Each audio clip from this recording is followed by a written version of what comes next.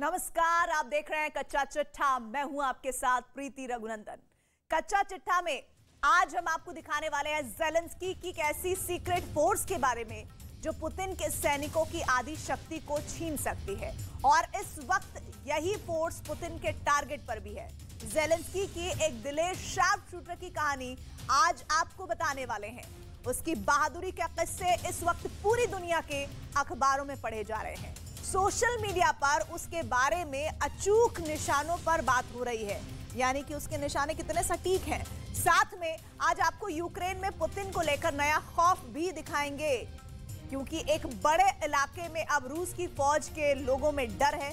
इलाका खाली करना उन्होंने शुरू कर दिया है। उनको बुचा जैसे नरसंहार का खतरा सता रहा है, क्योंकि पुतिन ने अब कादिरोव को नए फ्रंट जीतने का ऑर्डर जारी कर दिया है। लेकिन सबसे पहले आइए दिखाते हैं ज़ेलेंस्की की वो शार्प शूटर, जिसकी कहानी ज़ेलेंस्की के लिए भी यादगार रहेगी।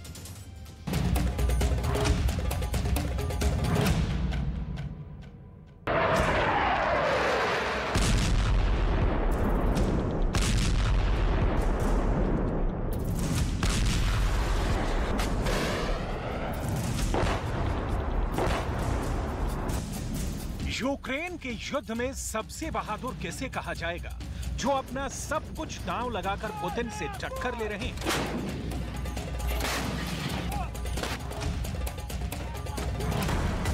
क्या वो वोलोदिमीर ज़ेलेंस्की हैं?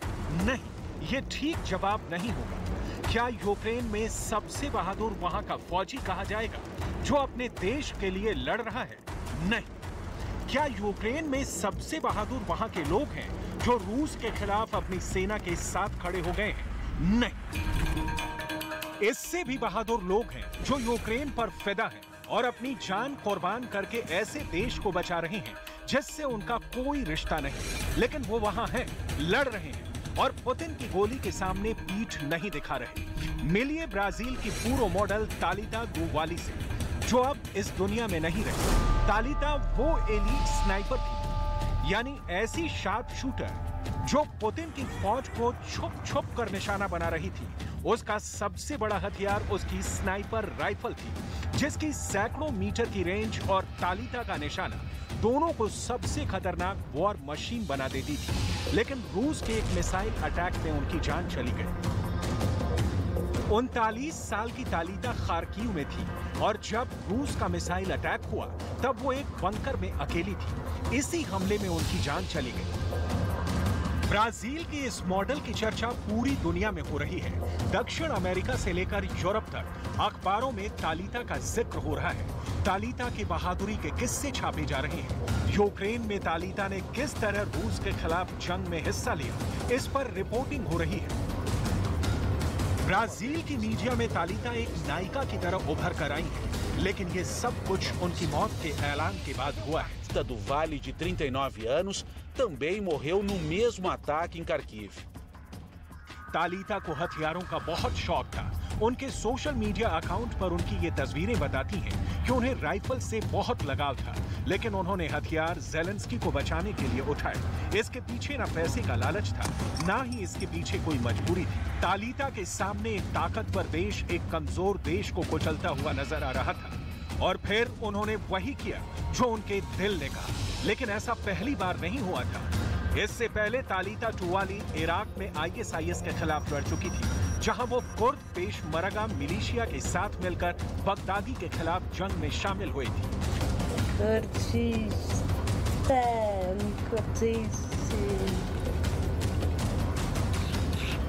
My people could.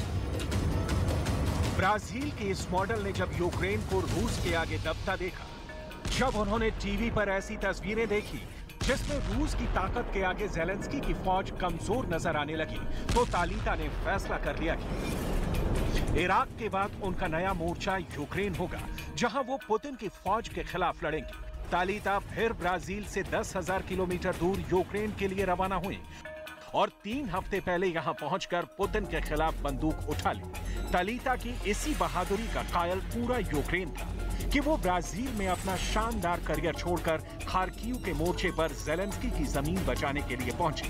तालिता को यूक्रेन आए हुए अभी 1 महीना भी नहीं हुआ था, लेकिन वो एक शार्प शूटर के रोल में पुतिन की फौज को लगातार निशाना बना रही थी। उनके हाथों में स्नाइपर राइफल देखकर यूक्रेन के फौजी भी समझ जाते थे कि तालिता कोई आम महिला नहीं है। तालिता जब अपने टारगेट को सैकड़ों मीटर दूर से खत्म करती थी तो उनको पता भी नहीं चलता था कि गोली किस दिशा से आ रही है, और उसको मारने वाला यूक्रेन का कोई आम सैनिक नहीं बल्कि ब्राजील की एक पूर्व मॉडल है जिसने पुतिन के स्पेशल ऑपरेशन के खिलाफ अपनी जिंदगी दांव पर लगा दी है। तालिता के साथ ब्राजील से आए एक पूर्व सैनिक डगलस की भी जान इसी हमले में चली गई। ब्राजील के इन दोनों योद्धाओं को यूक्रेन सलाम कर रहा है। यूक्रेन का ये वीडियो देखिए जो काफी चर्चा में रह चुका है, जब उत्तरी यूक्रेन में रूस के टैंक और बख्तरबंद गाड़ियों के एक काफिले पर एक छापामार हमला हुआ था। रूस के कई टैंक इस हमले में तबाह कर दिए गए थे और उनके बीच में से निकली एक महिला का ये वीडियो काफी मशहूर हुआ। बिना हेलमेट, राइफल लिए हुए ये महिला आगे बढ़ती है और विक्ट्री का इशारा करके बता देती है कि ऑपरेशन कामयाब रहा। तालिता भी इसी जज्बे के साथ लड़ी, पूरी बहादुरी के साथ वो बैटल जोन में एक्टिव रही। यूक्रेन में हजारों ऐसे लोग हैं जो यूक्रेन के नहीं हैं, लेकिन यूक्रेन को रूस से बचाने के लिए लड़ रहे हैं। और आपको जानकर हैरत होगी कि इसमें एक बड़ा हिस्सा महिलाओं का है जो न सिर्फ मेडिकल और लॉजिस्टिक सपोर्ट में शामिल है बल्कि तालिता की तरह बंदूक लेकर आमने सामने की जंग भी लड़ रही हैं। यूक्रेन की सेना में 15% महिलाएं हैं और 2014 के बाद बताया जाता है कि यह आंकड़ा 20% तक पहुंच गया है। इस वक्त यूक्रेन की सेना में 30,000 से ज्यादा महिला सैनिक हैं।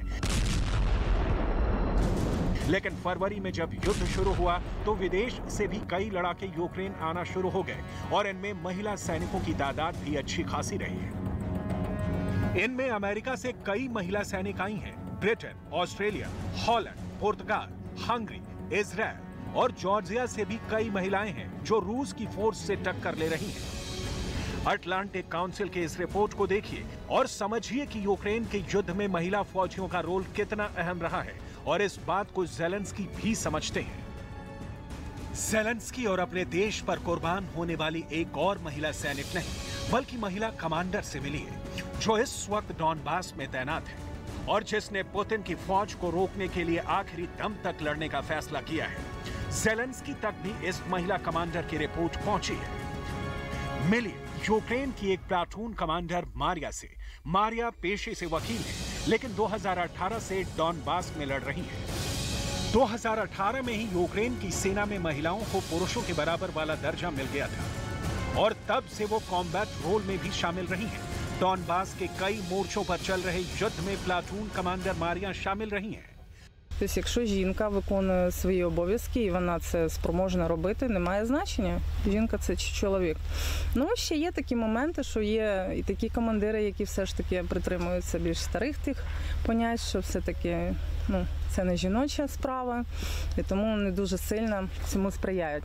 А так, взагалі, вже є всі можливості. Якщо в тебе є бажання, ти завжди можеш досягнути свої цілі і...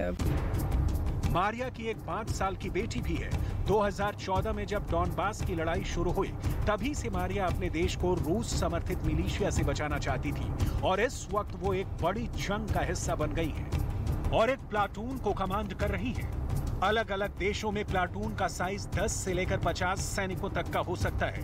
यूक्रेन के पास इस वक्त सैनिकों की कमी है, ये बात सब समझते हैं, लेकिन यूक्रेन की ताकत इसकी महिलाएं भी हैं और पुतिन की फौज को ये समझना चाहिए कि इस वक्त उनकी ताकतवर फोर्स का मुकाबला यूक्रेन की महिलाओं से भी हो रहा है। Я сама повинна знати, що щоб до неї не було ніяких таких, скажімо, чому за мене повинні більше хвилюватися. Я така сама людина, як і ті хлопці, які сидять в окопах. Тому не можна сказати, що їх не жаль, а мене більше жаль.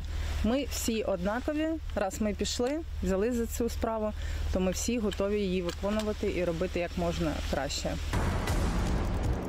मारिया वेपन इंस्ट्रक्टर रह चुकी हैं, यानी वो हथियारों को चलाने की ट्रेनिंग भी देती हैं। मारिया ना सिर्फ रशियन राइफल्स को बखूबी चलाना जानती है, बल्कि पश्चिमी देशों से जो छोटे हथियार यूक्रेन को सप्लाई किए जा रहे हैं उनके बारे में वो पूरी डिटेल जानती है। मारिया के पति भी एक सैनिक हैं और दोनों एक ही यूनिट का हिस्सा भी हैं। Моїх підлеглих, то все нормально з настроєм, всі готові в бой, всі, ніхто не збирається не відступати, не проситься. Да, звичайно, всі скучають, сумують за близькими, за рідними, особливо коли зв'язок пропадає, це дуже так напряжено стає, тому що хоча б почути рідний голос, це дуже важливо. Знати, що привіт, це добре, кохана, або...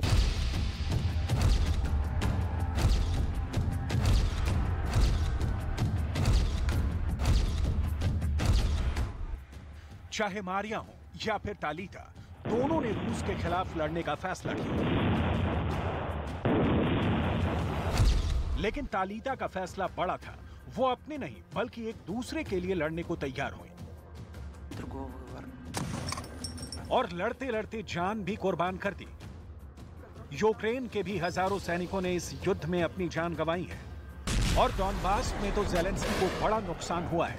उनकी फौज लगातार हारती जा रही है। डॉनबास के बड़े हिस्से पर पुतिन का कब्जा हो चुका है। ज़ेलेंस्की अब भी दुनिया के सामने हथियारों के लिए हाथ फैलाए हुए हैं। Міністром Британії Борисом Джонсоном подякував йому за розширення безпекової допомоги нашій державі ще на 100 мільйонів фунтів. Це на додачу до пакету оборонної підтримки на мільярд фунтів, про які було оголошено нещодавно. Це дуже відчутна допомога для нас. Обговорили також з Борисом систему гарантій безпеки для України, яку ми розробляємо, яка має працювати довгостроково для наших людей. लुहांस्क गंवा चुके ज़ेलेंस्की के पास इस वक्त सबसे बड़ा चैलेंज फौजियों का हौसला बुलंद रखना है और उनको ये भी बताना होगा कि जिस हालात में यूक्रेन और रूस का युद्ध चल रहा है उसमें जंग जान देकर नहीं बल्कि जान लेकर जीती जाएगी, बल्कि उन्हें थामने के लिए हाथ भी चाहिए होंगे और हिम्मत से लड़ने वाला जज्बा भी चाहिए होगा।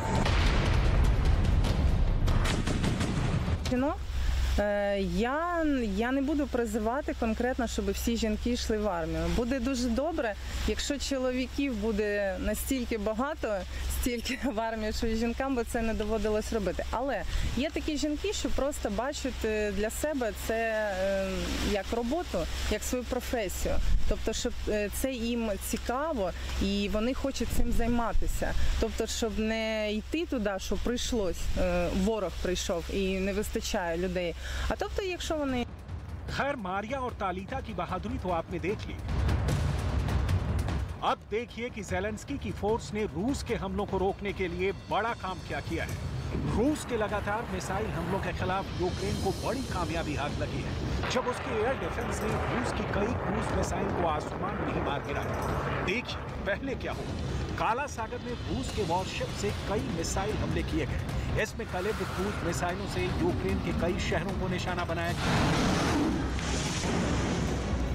लेकिन ये मिसाइल लॉन्च तो हुई और यूक्रेन के आसमान में दाखिल भी।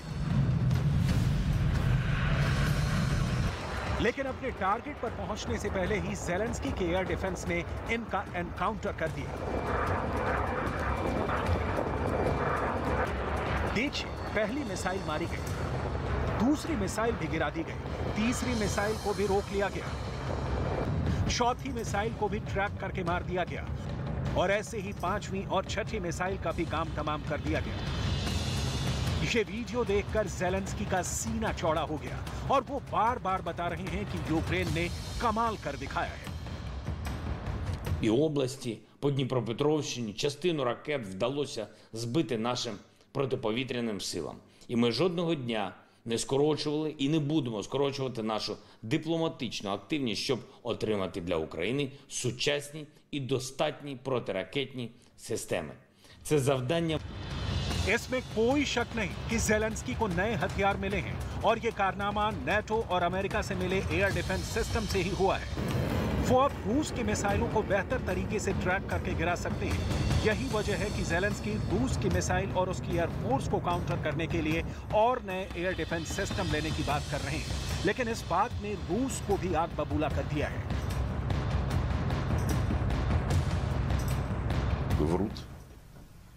И факты хорошо известны, факты эти предъявляются нашим Министерством обороны на ежедневной основе. Но западные страны, конечно, должны осознавать свою ответственность, независимо от того, как и что толкует Зеленский и его команда.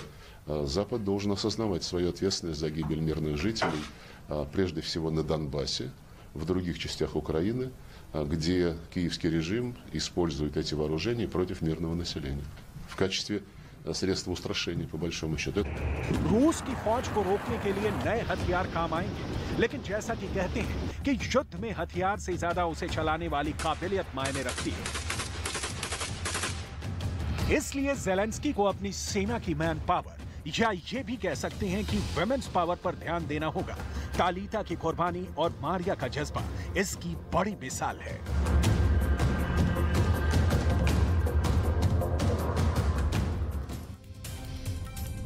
और बात पाकिस्तान की, जिसका खजाना खाली है, सरकार खैरात पर जी रही है, जहां की आवाम में त्राहिमाम है। कंगाली का असर ऐसा है कि अब पाकिस्तान की सेना का भी हाल ऐसा हो गया है कि उसे शहबाज शरीफ ने कटोरा थमा दिया है। पाकिस्तान में ऐसी गरीबी, ऐसी मुफलिसी का असर साफ साफ दिखने लगा है। बाजवा और उनके तमाम कमांडर्स को शिकायत है कि शहबाज शरीफ की सरकार ने पाकिस्तान का रक्षा बजट घटा दिया है।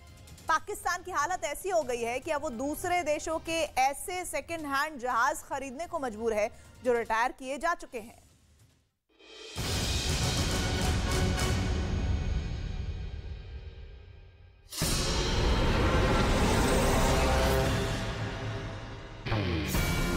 सुबह के निकले 300 रुपया कमाया। मेरी इस बात से दरखास्त है, अगर इनसे हुकूमत को नहीं संभाला जाता तो किसी और को दे दे। ਅਸੀਂ ਤੱਕ ਤੰਗ ਆ ਗਏ, ਸਾਨੂੰ ਜ਼ਿਆਦਾ ਫਿਰ ਮੌਰਾ ਲਿਆ ਤੇ ਦੇਵਣ ਚਾਹੀਏ। ਸਾਰੀ ਆਵਾਮ गरीब आवाम ਨੂੰ खत्म कर दे। हम तो यही सोच रहे हैं कि हम भी ऑटो छोड़ दें, कोई और काम करें। सब कुछ महंगा हो गया है तो क्या करें हम आपसे किराया मांगते हैं और डरते हैं कि भाई कोई हमसे लड़ना पड़े। खस्ता हाल पाकिस्तान में खाली खजाना का रोना अब पुराना हो गया है। आवाम की भुखमरी भी पाकिस्तान के लिए कोई नई बात नहीं है। गरीबी के साथ जैसे तैसे जीने की आदत डाल चुके पाकिस्तान के लिए तंगी की कहानी भी अब पुरानी हो चली है।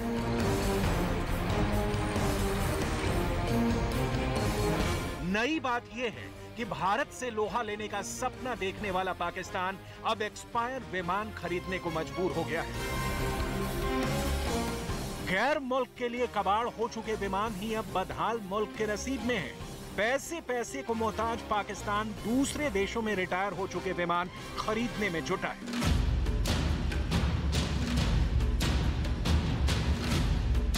यह बेल्जियम का 50 साल पुराना टैक्टिकल ट्रांसपोर्ट एयरक्राफ्ट है। नाम है C-130H। किसी जहाज की उम्र कितनी होती है? 10 साल, 15 साल, 20 साल, 25 साल या 30 साल? सही जवाब है 50 साल।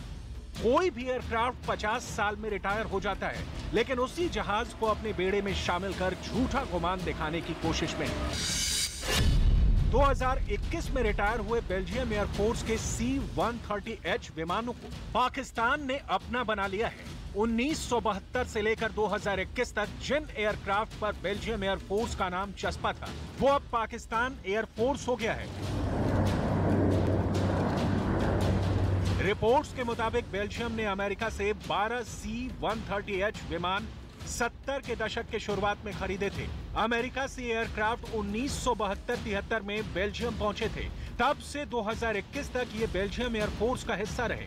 50 साल पुराने होने पर जब बेल्जियम ने इन्हें रिटायर करने का फैसला किया, तो छुट्टी किए गए इन विमानों की खरीद पर पाकिस्तान ने दिलचस्पी दिखाई और आखिरकार बेल्जियम के लिए कबाड़ हो चुके इन विमानों को अपने नाम कर लिया।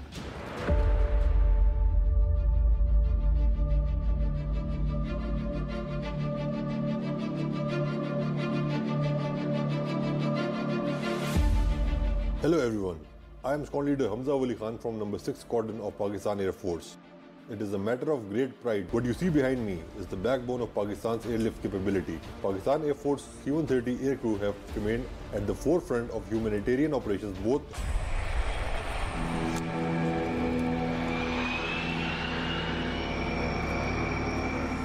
जंग के साजो सामान और सेना पर पानी की तरह पैसा बहाने वाला पाकिस्तान आखिर 50 साल पुराने ट्रांसपोर्ट एयरक्राफ्ट को खरीदने पर क्यों मजबूर हो गया?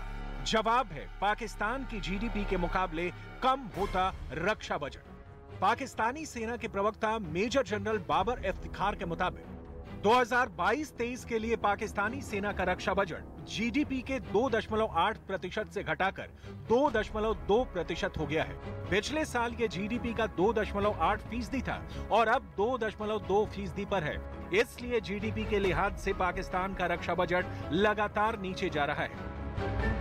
हम 1970s के अंदर जीडीपी का 6.5% डिफेंस को देते थे। उसके बाद ये कम हुआ, 2001-2002 में आ जाएं, टोटल जीडीपी का 4.6% हम देने लग गए। और अब ज़रा आ जाएं तो 2.8% हम दे रहे हैं टोटल जीडीपी का डिफेंस को। पिछले साल हमने 2.86% ऑफ जीडीपी डिफेंस को दिया था, तो ये भी झूठ हो जाता है। अब ज़रा आसपास के ममालिक के ऊपर भी नज़र डाल लेते हैं कि कौन कितना दे रहा है। यूएस 3.4% ऑफ देयर जीडीपी अपने डिफेंस पे लगाते हैं और उनका जीडीपी बहुत in comparison to Pakistan is massive, तो अंदाज़ा कर लें कि उनका 3.4% भी कितना बड़ा होगा। इंडिया हमारा हमसाया, जिनका ऑफ कोर्स बजट हमसे बहुत ज़्यादा बड़ा है, बड़ा मुल्क है, बड़ी इकोनॉमी है, 3.4% वो भी अपने डिफेंस बजट को देते हैं। साफ है पाकिस्तान की बदहाली का आफ्टर इफेक्ट अब उसके बारूद को भी राख बनाने लगा है। पाकिस्तान की जनता गरीबी से जूझ रही है, महंगाई अपने रिकॉर्ड स्तर पर है और लोगों को खाने के लिए आटा भी नहीं मिल रहा है। क्या कहेंगे आप पेट्रोल प्राइसेस पर? रोड पे भाईजान देखें ना, रक्षा चलवा रहे हैं हम, रोजगारी बढ़ी हुई है, सारी शय महंगी हुई हैं। किसी से किराया मांगते हैं, वो कहते हैं ये कि आप कितना किराया मांग रहे हो, सब कुछ महंगा हो गया है, तो क्या करें हम आपसे किराया मांगते हैं, वो डरते हैं कि भाई कोई हमसे लड़ना पड़े।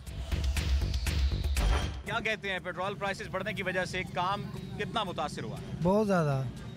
कस्टमर सवारी पैसे खर्चती नहीं है, वो कहती नहीं है, वो कहती है पेट्रोल हमने महंगा किया है तो हम क्यों पैसे भर रहे हैं। हम तो यही सोच रहे हैं कि हम भी ऑटो छोड़ दें, कोई और काम करें। अब रिक्शा चलाने के लिए मुश्किल ये है कि वो जैसे आते हैं घर से वैसे घर चले जाते हैं, पैसा कोई नहीं है। जो पैसा कमाते हैं वो पेट्रोल डलवा लेते हैं, पैसा घर में जाता ही नहीं। पेट्रोल इतना महंगा हो गया, गैस इतनी महंगी हो गई है, फ्रूट इतना महंगा हो गया, सब्जी इतनी महंगी हो गई, ये गरीब की पहुंच से बहुत दूर हो गए। पाकिस्तानी रुपए की कीमत भी लगातार कम हो रही है, जिसका सीधा असर उसके रक्षा बजट पर भी पड़ा है। ऐसे में अगर मुकाबला भारत के रक्षा बजट से हो तो पाकिस्तान की हालत और पतली हो जाती है। पावरफुल कौन सा मुल्क ज्यादा है, इंडिया या पाकिस्तान? इंडिया ज़्यादा पावरफुल है। पावरफुल है किस हवाले से? मतलब आईटी में आगे। पाकिस्तान में नहीं रहते तो कौन सा मुल्क ज़्यादा स्ट्रॉन्ग होता? अगर पाकिस्तान में नहीं रहते तो हम उसको ही बोलते दूसरे को। किसको? इंडिया को। इंडिया को। इंडिया ज़्यादा पावरफुल मुल्क है या पाकिस्तान? इंडिया। इंडिया क्यों? बड़ा है वो, बड़ा है। 2022-23 के लिए पाकिस्तान का रक्षा बजट 1523 अरब रुपए है, जो कि पाकिस्तान के कुल मौजूदा खर्च का 17.5% है। वहीं भारत का रक्षा बजट 5.25 लाख करोड़ रुपए है। कर्जे भी ले रहे हैं, सऊदी अरब में दे रहा है, अरब अमारात में दे रहा है, या चाइना देगा, या IMF, ये फिर उनकी जेबों में ही जाना है, ये उनकी जेबों में जा रहा है। जब तक हमारी मैशत के अंदर हमारी अपनी जो इंडस्ट्री है वो बेहतर नहीं होगी, उनके इंडस्ट्री के अंदर बनने वाला जो मटेरियल है, माल है, वो म्यारी नहीं होगा, तब पाकिस्तान तरक्की नहीं कर सकता। लोग जो है वो IMF के पास जाते हैं, मिन्नतें करते हैं कि हमें कर्जा दे दो। IMF उनके पास जाता है कि भाई तुम लोगों की मेहरबानी है, कुछ हमारे साथ कोलैबोरेट कर लो, कुछ कर्जा दे दो, कुछ ले लो। तो ये एक बड़ा जो है वो लम्हा फिक्री है हमारे लिए भी, उनके लिए तो खुशी की बात है। पाकिस्तान के अखबार द एक्सप्रेस ट्रिब्यून की एक रिपोर्ट की माने तो गैर मुल्कों के खैरात पर पलने वाले पाकिस्तान को उसके मित्र देशों ने भी अब उसे कर्ज देने से आनाकानी कर रहे हैं। पाकिस्तान में महंगाई रोज नए रिकॉर्ड तोड़ रही है। आम नागरिक की जेब का ऑक्सीजन कहे जाने वाले पैसे की इतनी किल्लत है कि लोगों की सांस फूलने लगी है। और शहर में जो है महंगाई का जिन मजीद बेकाबू हो गया है। जो हुकूमत आई है, जब ये आए थे तो इन्होंने बहुत दावे किए कि हम इस महंगाई को ख़त्म करेंगे, इस पर काबू पाएंगे और कम करने की कोशिश भी करेंगे, लेकिन ऐसा बज़ाहिर नहीं नज़र आ रहा। जिस तरह अब आज बात की जाए तो 24 घंटे के दौरान ही 10 रुपये फ़ी किलो आटा महंगा हो गया। 10 रुपये फ़ी किलो आटे का मतलब कि 10 किलो की जो आटे की बोरी है वो हो गई है तकरीबन 100 रुपया महंगा। 550 रुपये की 10 किलो की आटे की बोरी थी, 650 की पहुंच गई। 20 किलो की जो थी वो 1100 की थी, 1300 की पहुंच गई। इतनी महंगाई सिर्फ आटे में होगी। और इनका कहना है कि जो गंदम है उसके जो फी मन है उसमें भी 400 रुपये इजाफा हुआ है, महंगी हुई है गंदम भी 400 रुपये फी। ऐसे मुश्किल हालात में पाकिस्तान एक बार फिर सऊदी अरब जैसे अपने करीबी दोस्तों से खैरात लेने की कोशिश की थी, लेकिन अब सऊदी अरब को भी लगता है कि पाक से किनारा करना ही ठीक रहेगा। पाकिस्तान के अखबार द एक्सप्रेस ट्रिब्यून की रिपोर्ट के मुताबिक दुनिया के तमाम देश अब पाकिस्तान की वही पुरानी बदहाली की कहानी सुन सुनकर तंग आ गए हैं। बेल आउट पैकेजेस भी अब खत्म होने की कगार पर आ गए हैं। पिछले साल अक्टूबर में जिस सऊदी अरब ने तब के इमरान सरकार को $4.2 बिलियन का पैकेज दिया था, शाहबाज सरकार में अब वही मुंह मोड़ता हुआ नजर आ रहा है। रही बात चीन की, तो चीन की तरफ से भी $2 बिलियन से ज्यादा का कर्ज पाकिस्तान को दोबारा दिया गया है, मगर अब चीन भी ज्यादा मदद करने के मूड में नहीं है। ऐसे में पाकिस्तान को जरूरत और डॉलर्स की है, लेकिन फिलहाल ऐसा होना मुश्किल लग रहा है। यही वजह है कि पाकिस्तान अब रिटायर विमान खरीद अपना काम चलाने को मजबूर है। C-130 भारत के पास भी है, लेकिन वो काफी एडवांस वर्जन है। भारतीय वायुसेना C-130J super Hercules tactical transport aircraft का इस्तेमाल करती है, लेकिन भारत के मुकाबले पाकिस्तान को मिला C-130 काफी पुराना है। इस करार को करने से पहले बाजवा ये बात कैसे भूल गए कि पाकिस्तान के चौथे फौजी तानाशाह जनरल मोहम्मद जियाउल हक की मौत भी साल 1988 में C-130 एयरक्राफ्ट हादसे में ही हुई थी। वहीं भारत के पास मौजूद C-130J सुपर हरक्यूलिस विमान काफी अहम है। इसे लैंड करने के लिए ज्यादा रनवे की जरूरत नहीं होती, साथ ही ये खराब से खराब मौसम में भी उड़ान भरने और लैंड करने में सक्षम है। ये विमान 20 टन तक सामान उठा सकता है। इस विमान में करीब 80 सैनिक हथियारों के साथ उड़ सकते हैं। वहीं पाकिस्तान का टैक्टिकल ट्रांसपोर्ट एयरक्राफ्ट 60 के दशक का है, काफी पुराना है। इसे वो बदलना चाहता है, लेकिन कंगाली इस कदर छाई हुई है कि 7 से 8 बेल्जियम रिटायर्ड C-130 विमानों को खरीद अपना काम चलाने की कोशिश में है। सिर्फ विमान की खरीद ही क्यों, अपने सैनिकों पर खर्च के मामले में भी पाकिस्तान और मुल्कों के मुकाबले काफी कंजूसी करता है। अपने एक सैनिक पर पाकिस्तान करीब 10 लाख रुपए सालाना खर्च करता है, जबकि भारत अपने एक जवान पर करीब साल में 33 लाख रुपए खर्च करता है। वहीं सऊदी अरब और अमेरिका करीब 3 करोड़ रुपए खर्च करते हैं। पाकिस्तान के हालात इतने खस्ताहाल हो चुके हैं कि पाकिस्तानी रुपया रसातल में जा रहा है, विदेशी मुद्रा भंडार खाली होता जा रहा है। दुनिया के आर्थिक विश्लेषकों को डर है कि पाकिस्तान के हालात श्रीलंका की तरह न हो जाए।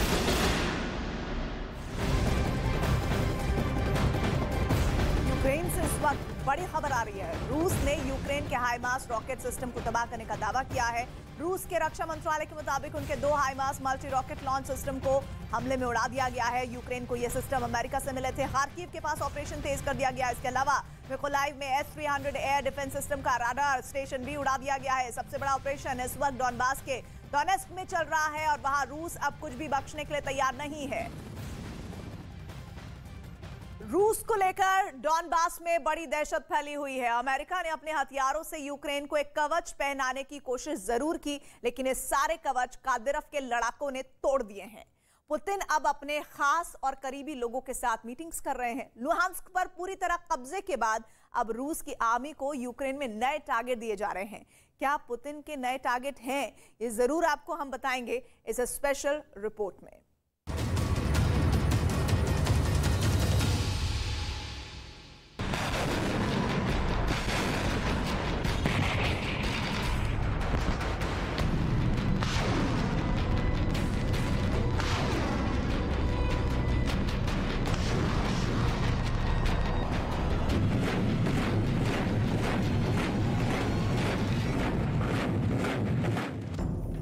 पुतिन का अगला टारगेट क्या है?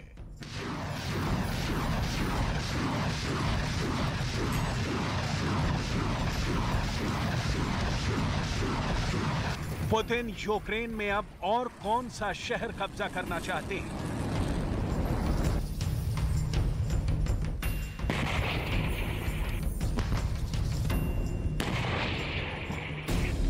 पुतिन ने अपने रक्षा मंत्री को बुलाकर क्या आदेश दिया? पुतिन से मुलाकात के बाद रूस के रक्षा मंत्री ने अपने कमांडरों को क्या नया फरमान सुनाया? आखिर अब यूक्रेन के किस शहर पर बारूद आग बनकर बरस रही है? रूस इतनी जल्दी में क्यों है कि यूक्रेन के कब्जाए गए इलाकों से रूसी पासपोर्ट भी जारी कर रहा है? और लिसिचांस्क में रूसी मिसाइलों ने कैसी तबाही मचाई है, अब विजुअल भी सामने आ गए हैं। रूसी राष्ट्रपति पुतिन का अंदाज बहुत जबरदस्त है। शासन करने और सरकार चलाने की उनकी अपनी एक अलग शैली है और इसी खास अंदाज में पुतिन ने अपने रक्षा मंत्री को क्रेमलिन में बुलाया और उनसे युद्ध पर चर्चा की। रूस के रक्षा मंत्री ने भी पहले युद्ध में रूसी सेनाओं की सफलता का ब्यौरा दिया और फिर आगे पुतिन का विशेष संदेश सुना। Соединение воинские части, группировки войск «Центр» под командованием генерал-полковника Лапина во взаимодействии с подразделениями 2-го корпуса народной милиции Луганской Народной Республики и при поддержке южной группировки войск под командованием генерала Суровикина успешно проведена наступательная операция. В течение 2 недель окружены и ликвидированы группировки в Горском котле, в районах Лисичанска и Северодонецка. Взято под контроль 25 населенных пунктов, наиболее крупные из которых Северодонецк, Золотое, Горское, Волчье. रूस के रक्षा मंत्री ने युद्ध की जो रिपोर्ट दी, उस पर पुतिन ने क्या कहा, जरा ये भी सुनिए।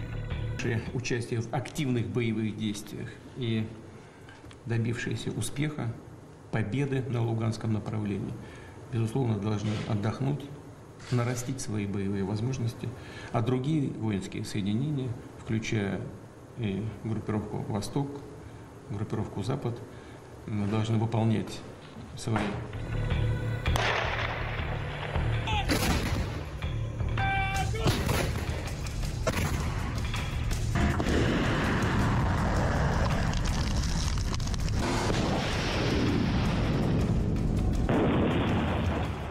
व्लादिमीर पुतिन से निर्देश प्राप्त करने के बाद रूसी रक्षा मंत्री रूसी सेना के सैन्य अधिकारियों की बैठक में गए और उनको ये बताया कि आखिर सुप्रीम कमांडर पुतिन क्या चाहते हैं। पुतिन ने साफ कर दिया है कि निर्धारित लक्ष्यों को पूरा किए बिना युद्ध नहीं रोका जाएगा। Российской армии и подразделений народных республик сократилось количество действующих в стране иностранных наемников и сотрудников частных военных компаний. За последние 10 дней 170 наемников уничтожены, 99 отказались от участия в боевых действиях и покинули территорию Украины. Сети и арсеналов.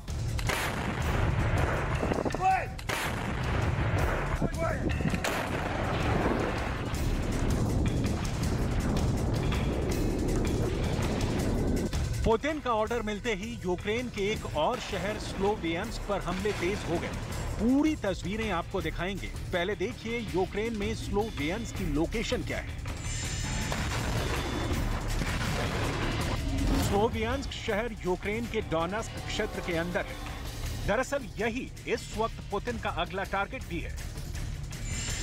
लुहांस्क और डोनेत्स्क से मिलकर बनता है डॉनबास। अब 95% लुहांस्क पर रूसी कब्जा हो चुका है, लेकिन डोनेत्स्क पर अभी सिर्फ 50% ही कब्जा हुआ है। अब बाकी बचे हुए 50% डोनेत्स्क पर कब्जा करने के लिए रूसी सेना ने एक और भयानक संग्राम छेड़ दिया है।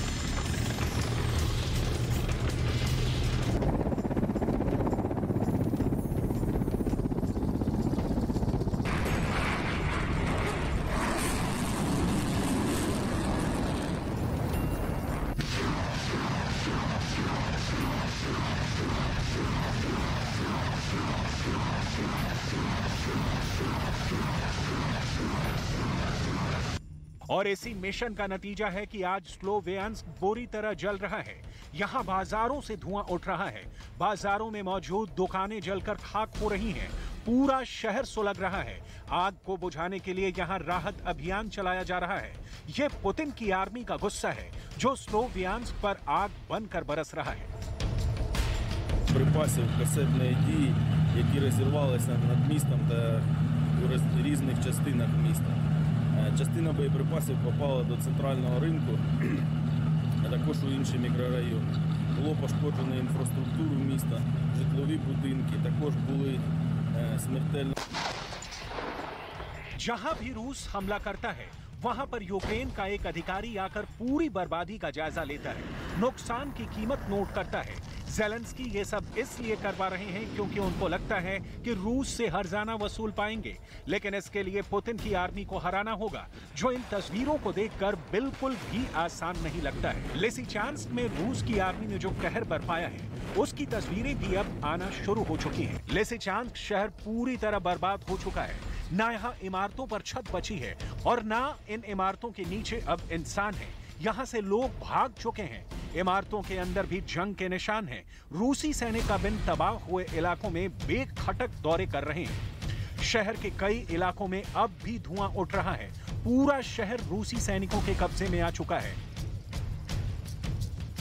वो रूसी भाषी लोग जो रूसी सैनिकों को अपना दोस्त समझते हैं, बिना किसी खौफ के राहत और मदद भी ले रहे हैं, लेकिन ये शहर इस कदर बर्बाद हो चुका है कि इसे दोबारा रहने लायक बनाने के लिए भी हजारों करोड़ रुपए खर्च करने पड़ेंगे। जंग के सामान शहर में बिखरे पड़े हैं, खिड़कियों के शीशे टूटे हुए हैं और हर तरफ कबाड़ और मलबा नजर आ रहा है। लिसिचांस्क पर कब्जे के बाद अब पुतिन की आर्मी का नेक्स्ट टारगेट क्या है? स्लोवियांस्क। पूरे क्रामातोर्स्क पर कब्जे का प्लान रूसी आर्मी ने तैयार कर दिया है। क्रामातोर्स्क डोनेत्स्क का सबसे ऊंचा इलाका माना जाता है और यहाँ पर कब्जा करने के बाद रूसी सेना को एक रणनीतिक बढ़त मिल जाएगी। इसके अलावा भी रूस काला सागर पर पकड़ मजबूत करने के लिए नए मोर्चे खोल सकता है। खार्किव पर भी कब्जा करने के लिए रूस की सेना दोबारा अभियान शुरू कर रही है।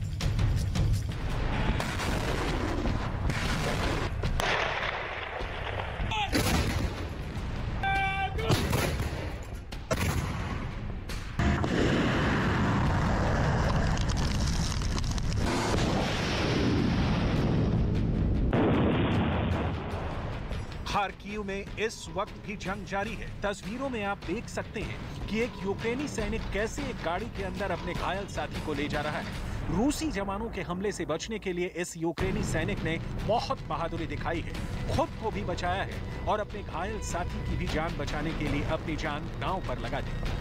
किसी तरह बड़ी मशक्कत के बाद मिलिट्री एम्बुलेंस तक पहुंचने के बाद दोनों ने राहत की सांस ली है। ये तो खार्किव की एक तस्वीर है। ऐसी तमाम खतरनाक तस्वीरें मौजूद हैं। खार्किव के अंदर कहां हमले हो रहे हैं, कहां नहीं, हर तरफ यूक्रेन के सैनिक लगातार नजर रख रहे हैं और इसके लिए ड्रोन की मदद ली जा रही है। खार्किव के अंदर तमाम क्षतिग्रस्त इमारतें नजर आ रही हैं, जो यहाँ के लोगों के लिए काफी दर्दनाक मंजर है।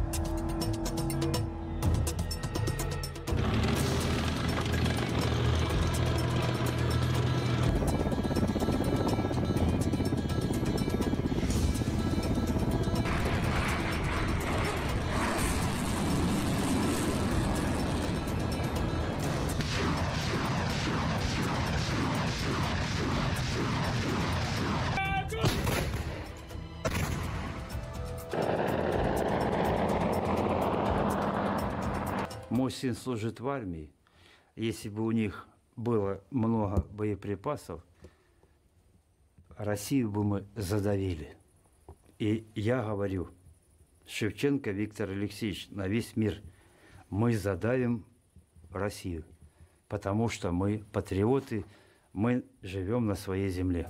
पुतिन ने एक और आदेश जारी करके पूर्वी यूक्रेन के अलगाववादी क्षेत्र की राजधानी डोनेत्स्क में 2 कार्यालय खोले हैं और इन कार्यालयों से रूसी पासपोर्ट जारी किए जा रहे हैं। ये यूक्रेन की संप्रभुता को आधिकारिक तौर पर बहुत बड़ी चुनौती है, जिसने ज़ेलेंस्की को काफी परेशान कर दिया है। О приеме в гражданство Российской Федерации по упрощенной программе на территории Донецкой Народной Республики обращается порядка 3500 граждан в неделю. В целом, за весь период приема документов о приобретении гражданства принято порядка 400 тысяч граждан.